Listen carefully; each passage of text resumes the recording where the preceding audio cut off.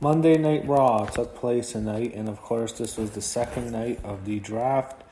And you had more picks to Raw and SmackDown. And overall, I have to say, I'm not that impressed with the draft. I'm kind of disappointed with it. There's things there that just make me not excited. I don't know. Maybe it's just the roster, but there's certain moves they made that really puzzled me.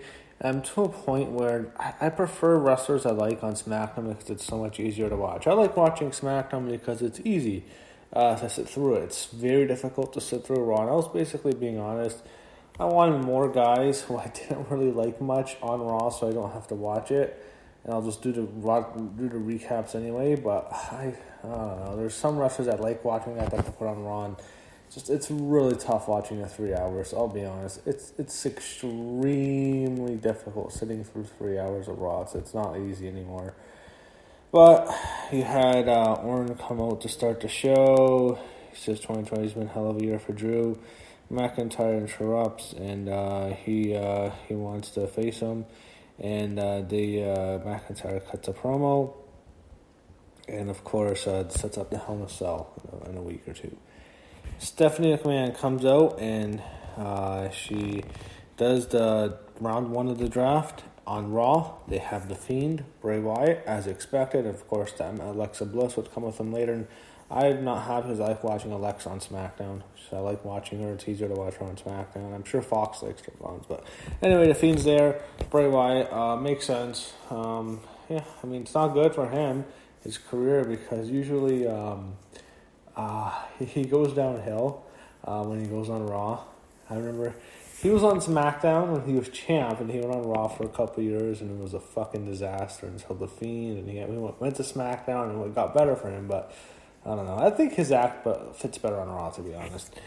They had Bayley staying on SmackDown, which I don't agree with. I hated that decision. Hate that decision with a passion. That was the one that really pissed me off. And I like Bayley. It's just I don't want me to put her on Raw, but she's done everything on SmackDown. Why do you have to keep her on SmackDown? For what reason? We're going to see her and Sasha, and the feud's going to be over at Hell in a Cell. We know this feud ends at Hell in a Cell. Sasha Banks is going to beat Bayley, unless they're not going to do the match or something.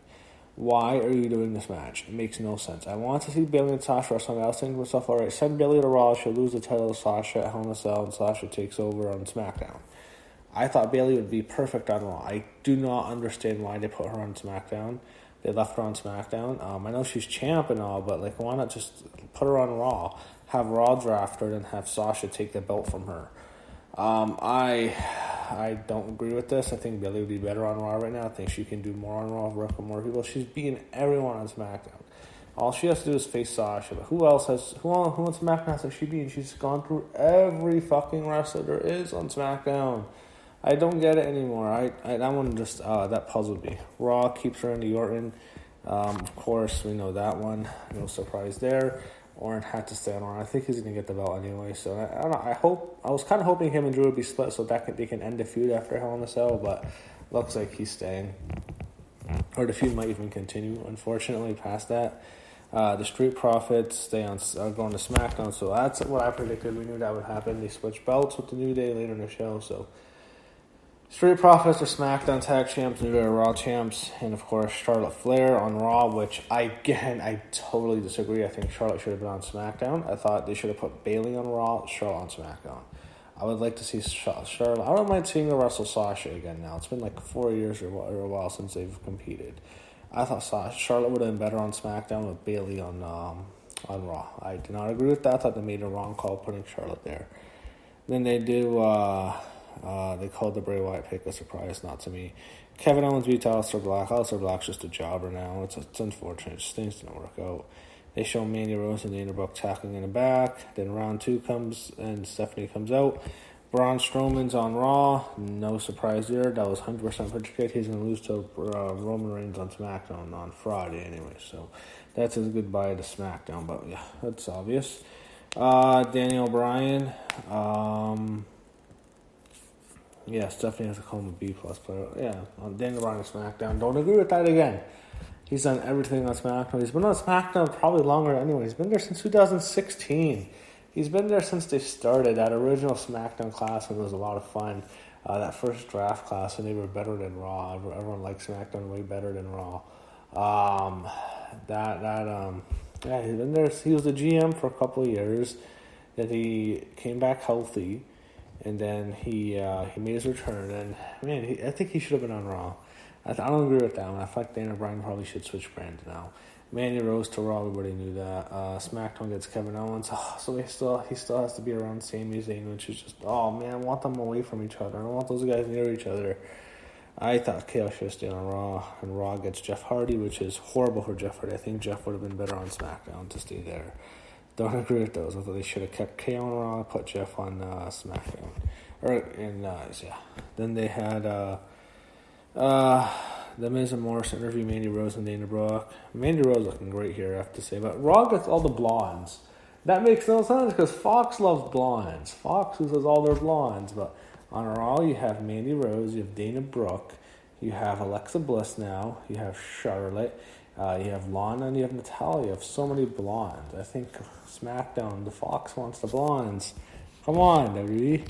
I bet Fox is angry. So Miz and Morris interviewed Dana Brooke and Dana Brooke and Mandy Rose, but Natalia and Lana interrupt, which no one really cared much, and I thought this was kind of boring.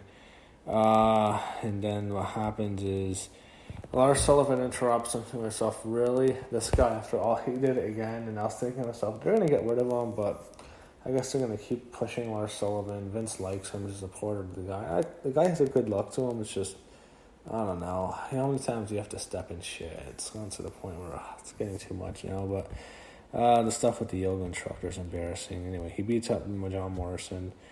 They go backstage. Adam Pearce spoke with Kofi Kingston, Xavier Woods, Montez Ford, Angelo Dawkins. He tells them to switch the belts. They do, and we have new champs on each brand. Then they get to round 3. Stephanie McMahon announced New Day's defending the titles against Ziggler and Rude tonight. And then you have Retribution to Raw. Who cares? They're awful. We know that. SmackDown doesn't want them. Lars Sullivan on SmackDown. Not a huge fan. Keith Lee stays on Raw. That makes sense. I agree. SmackDown gets Baron Corbin, which is awful for SmackDown. Raw gets Alexa Bliss, which we knew would happen because The Fiend. So she stays with The Fiend. I think she's better on SmackDown. I've always enjoyed her more on SmackDown. I thought she's shining better. When she first came in, she was on SmackDown. I liked her better. I like seeing her on Fridays. I don't want to watch Mondays. I like Alexa Bliss. I like watching her, of course. But I thought that was the wrong pick. And you have to do it because The Fiend, I guess. Then you have Seth Rollins, Louis Farewell to Raw, and then AJ Styles enters, and Jeff Hardy interrupts, and AJ Styles interrupts, and they argue until Hardy fights them both off, and then it starts off, Hardy challenges him to a triple threat match, and he said a tag match, which is just ridiculous. Gaff by Jeff. Anyway, you have AJ against Jeff against Seth. This was alright. Jeff's going to win until Elias shows up. He hit Hardy in the back with the guitar. AJ pins him, and that was how it ended. So AJ Styles with the win. Made sense there. That's it for Seth. Raw, more draft picks. Raw gets Elias. SmackDown gets Sami Zayn. Unfortunately, he stays there, which is poor. Raw gets another blonde, Lacey Evans. Raw gets all the blondes. Fox is going crazy. What the fuck? I bet Fox is, they're losing all their blondes. SmackDown gets Nakamura and Cesaro, which not much there. Raw gets Sheamus. Mandy Rose and Dana Brooke meet Natalia and Lana. I thought they'd probably leave after they had them jobbed out like that. Ricochet approaches the Hurt Business. I didn't care. Angel Garza beats Andrade. Then later you have the lights going out when the red tint comes in. Alexa Bliss appears on the corner, in the corner doing the Bray Wyatt pose. The Fiend appeared behind Andrade. The Fiend and Bliss gave Andrade and Vega the respective Sister Abigail. So Zelina Vega takes it from Alexa, and the Fiend gives it to Andrade. I thought that was actually really, really cool. One of the better things I've seen. I'd like to see Alexa Bliss, Zelina Vega feud. They're both the same size. Round 5. This is it. Here we go. Nikki Cross to Raw, so she stays with Alexa. I thought they should have split them up. I did not like this draft. The draft sucked. There's so much more things that we do differently. Ziggler Roode to Smack, which gives away they're going to lose. R-Truth stays on Raw. Who cares? Apollo Crews on SmackDown. Doesn't matter. And Dabakato stays on Raw. Kingston Xavier Woods defeat Ziggler and Rude to retain the titles. Not much there. I didn't really care about this. Charlie Cruz asked Elias about Jeff Hardy. Average interview. Just wait to hear what happens. You have Ricochet beat Cedric Alexander by DQ. Didn't mean much here. Next we get to round 6, and here is basically they have just a computer now. You have Titus O'Neil on Raw. SmackDown gets Carmella, she stays. Raw gets Peyton Royce, she stays. I don't know how much Billy Kay. SmackDown gets Aleister Black. I hope Zelina gets drafted to SmackDown. That'd suck for them to be split up. Kira Tozawa on Raw. Lana won the Women's Battle Royal, which is a joke. Lana winning. Ugh, no one wants to care about this. I thought this was just not very good to end like that. Natalia, her and Lana have to remain a team, I guess. Gives it to Lana. They have, she faces Asuka next week, which is just whatever. You have McIntyre and Randy Orton brawl to the ring, and they wait for the match to end. And of course, refs break it up. And I don't know. I'm not a fan of the draft. I'm looking forward to this next year in WWE. I would have done things differently. I want to watch people I like on SmackDown, and they didn't do that. I'm not looking forward to anything. You have tired feuds, tired programs. It feels like, I don't know, just feels like the same kind of people for the last few years.